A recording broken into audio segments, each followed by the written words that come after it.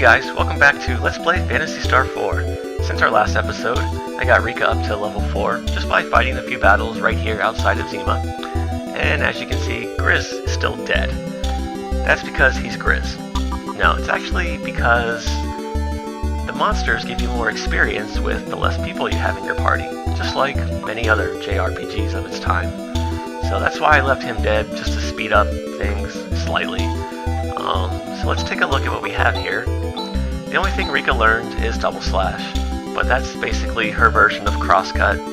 And now that we have Rika in our party, I'll go over double slash, crosscut, vortex, and a few other skills that belong in a very select group of skills. I think I mentioned it earlier in this LP, but now that we have access to most of them, I'll take a few minutes to go over that with you guys.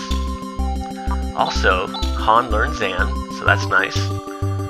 And Chaz learned Ryuka, so now we can warp from town to town. As long as we've been there once before, it functions just like a Wing of the Wyvern from Dragon Quest games. Now that Hahn has learned Zan, it gives us access to a new double tech, Firestorm. Requires wind and fire, and just like Blizzard, it hits all enemies on the screen, only this time we're doing fire damage. So that's pretty nice if they're weak to fire. Again, just like Blizzard, it's very efficient, it only requires 2 characters, and it's pretty cheap as far as TP cost goes, so we'll be using that later on. It's not too useful right now, but I'll demonstrate it so you guys can see what it looks like at least. And as you can tell in Zima, everyone's cured and walking around. But they pretty much just say the same thing you would expect them to. You know, thank you for saving us, so why is our town so cursed, blah blah blah. So I'm not going to bother with that in this episode. You can if you want to. I just don't find it too interesting, to be honest. But I do want to sleep at the inn to restore everyone's TP and get Grizz back on his feet.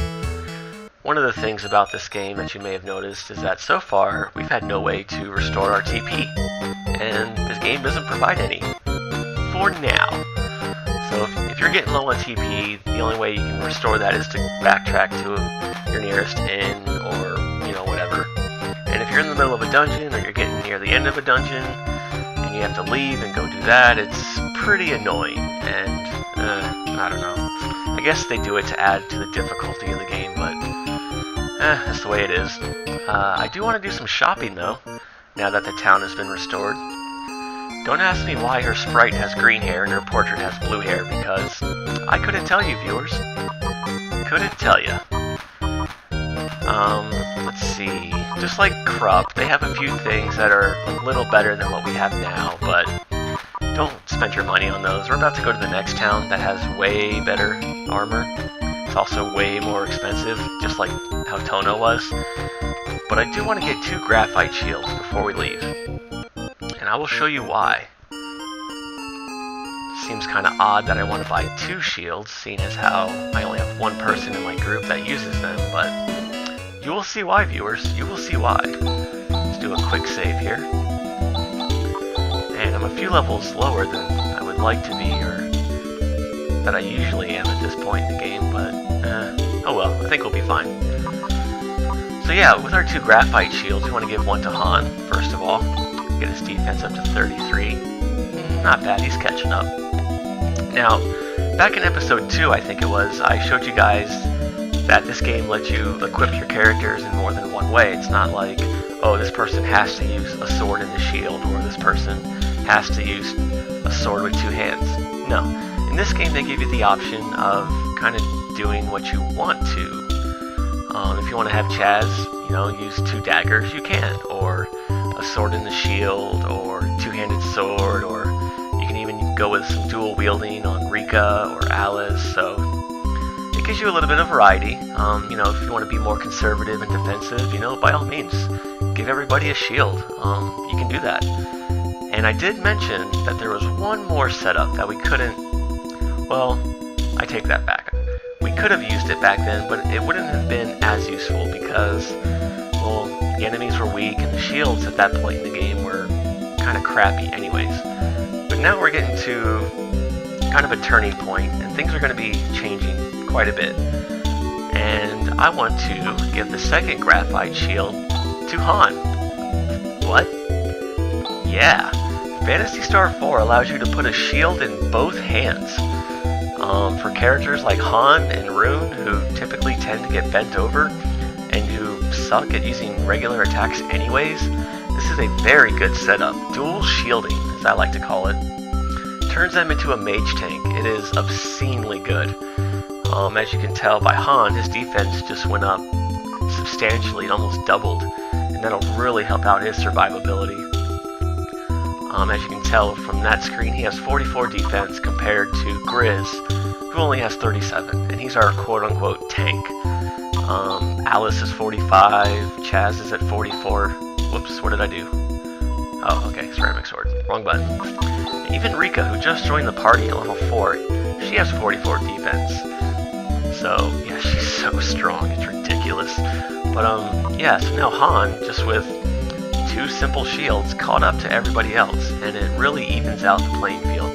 Now we don't really have a handicap, so to say. So hopefully that'll help him out, and he'll be able to survive and contribute more to the battles, even though he won't be able to use a physical attack, but yeah, not like it was very good anyways. Moving on, let's do Fire Blaster, see if we can get that to work. Firestorm, I'm sorry. Yeah, not quite as strong as Blizzard, but it gets the job done.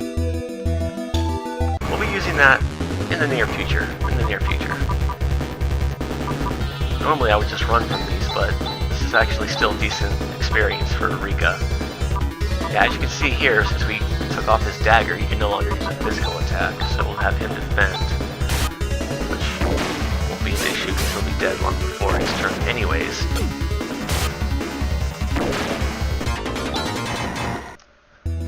Alright, so yeah, there's that. We got our Mage Tank set up. By the way, this bridge, if you tried to come here earlier in the game, the bridge would have been out, and you couldn't do that. It's not explained how or why, but that's just the way it is. It'll take a few minutes to get into a few battles out here, just for the course of this video as I go over a few things with Rika and just the game in general. Like I said, this is a turning point in the game, and it's probably my favorite part in the game as well. You know, we figured out the mystery behind the monsters, just like any good group of meddlesome kids would do. We discovered why the planet has been going to hell lately, and we also discovered who's behind it all. And rather than just sit around on our ass, we actually decide to do something about it. What a concept! So yeah, this is where things really start to flesh out. Rika joined our party, so now we have a full party, so that's really nice. Let's see if we can finish these guys off. And we also now have access to our first side quest in the game, and our first side area, which I'll be doing those first in the next episode, even though the world is in imminent peril. It seems like now is the best time to wander off aimlessly and do other things. There's a town there, but I'll go over that next time probably. It's going to be kind of a short episode. I just want to get Rika a few more levels. I'd like her to get up to level 7 if I can. And these monsters aren't really the best way to do that. There is a new enemy around here that gives really good experience. And there they are. These guys, I'll show you, have really, really high physical defense. But they're really weak to ice.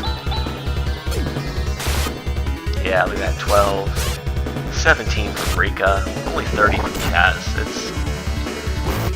And yet here's Hahn throwing out 105. So yeah, definitely avoid physical attacks if you can. Grizz, you don't have much of a choice there.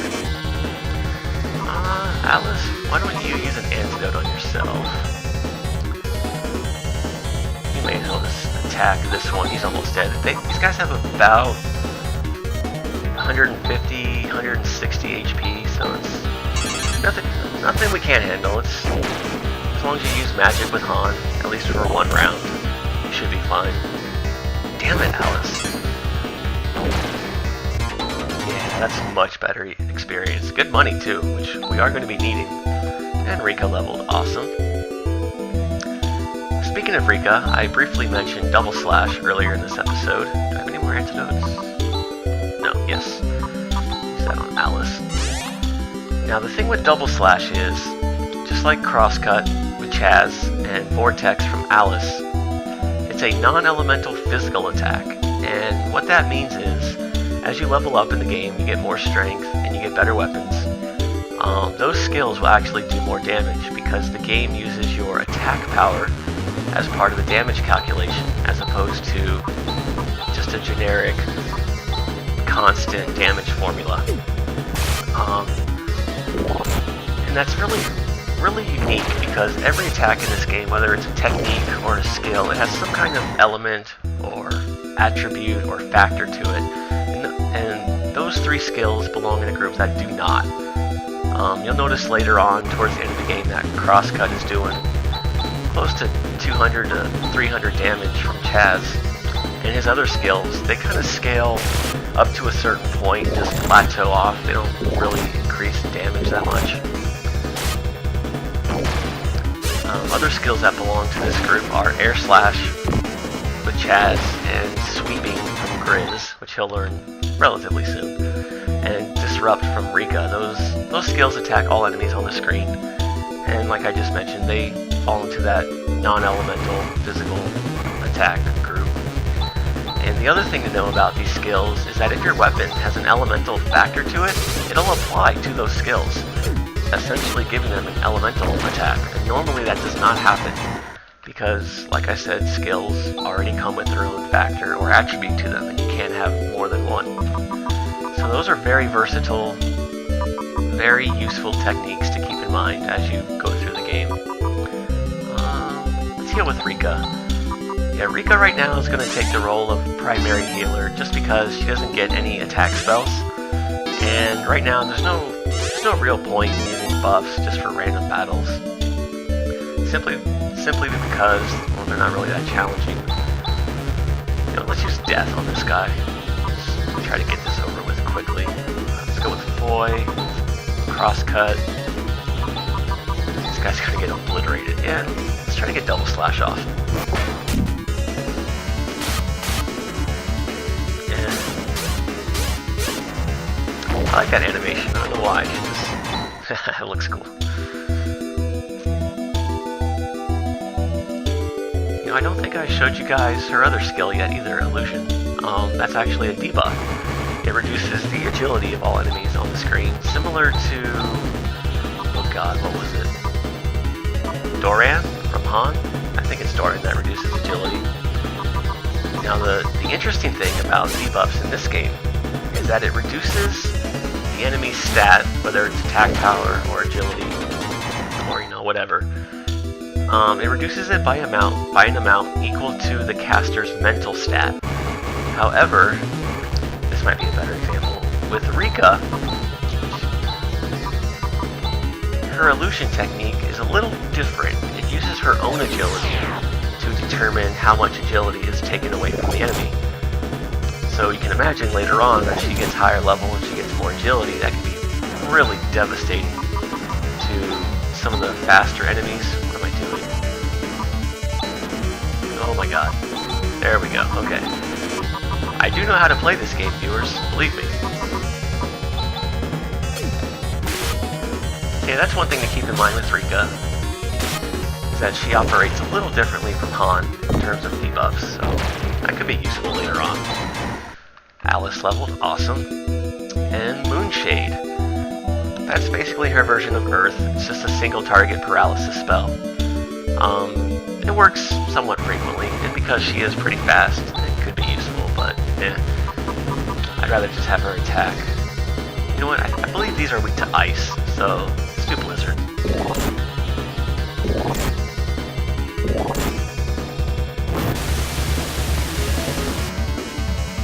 Yeah, that's pretty good damage. Rika leveled again, awesome. Yep, level 6, already has more HP than Hahn. That's sad. Oh, Rika.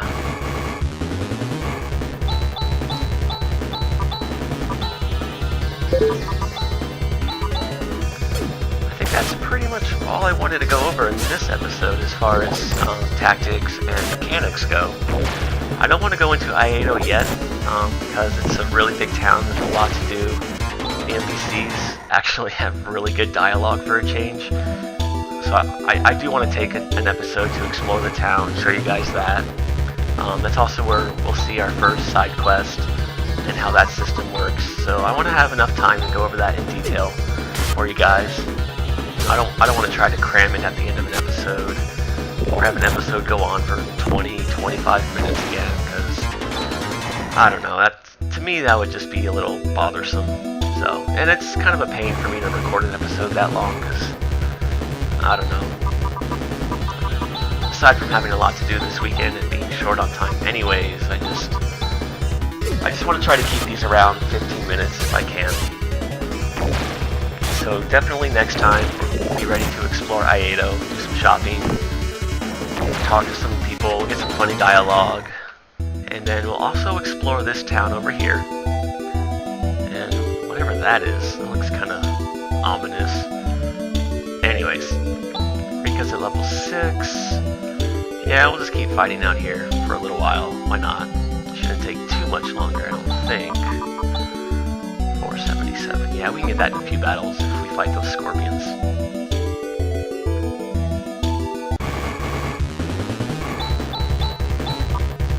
Oh, I think this is the first time we've seen that beach background for a battlefield.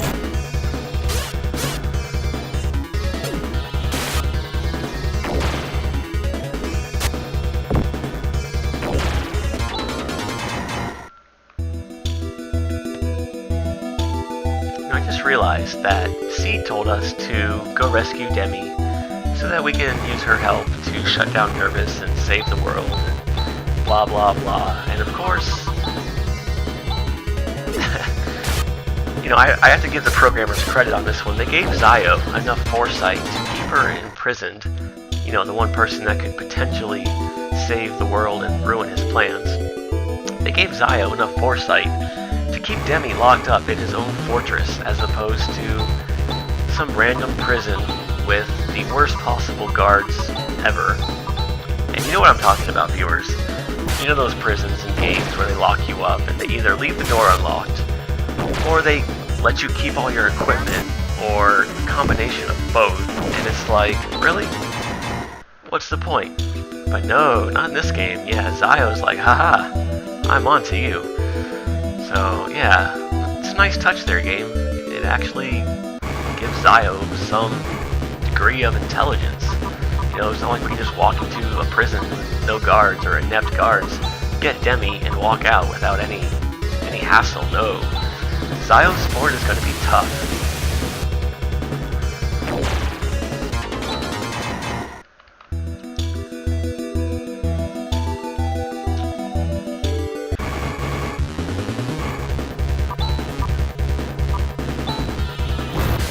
And I'm just going to spam triple text, double text to make this go a little quicker. Don't have too much to talk about, viewers. You know what? I take that back. The other day at work, this is the most idiotic thing I've seen in a long time, and I have to rant about this one. So, I was upstairs on lunch watching TV, and a commercial came on for this new kid's toy. I can't remember the name of it, but it's a little dog, and you feed it these things in its mouth, and attached to its body is a tube and like a pump type thing, and after you feed it, you start squeezing this pump, kind of like you're pumping air into a bike tire. And what this causes the dog to do, after you feed it and pump it X amount of times, is the dog will actually shit out Play-Doh. Yeah, I'm completely serious. I mean, what? Is that what kids are playing with nowadays? I mean, whatever happened to like Hungry Hungry Hippos or, you know, Mousetrap and things like that nature? What? Oh man, I had to rant about that. I don't think I'm going to forget about that for a while. It's the most idiotic thing I had ever seen. And if your kid happens to love that toy and it's like their most favorite thing in the world, I apologize. Although I highly doubt that's the case if you're watching this video. But yeah, that just unbelievable. Makes me wonder what our society is coming to.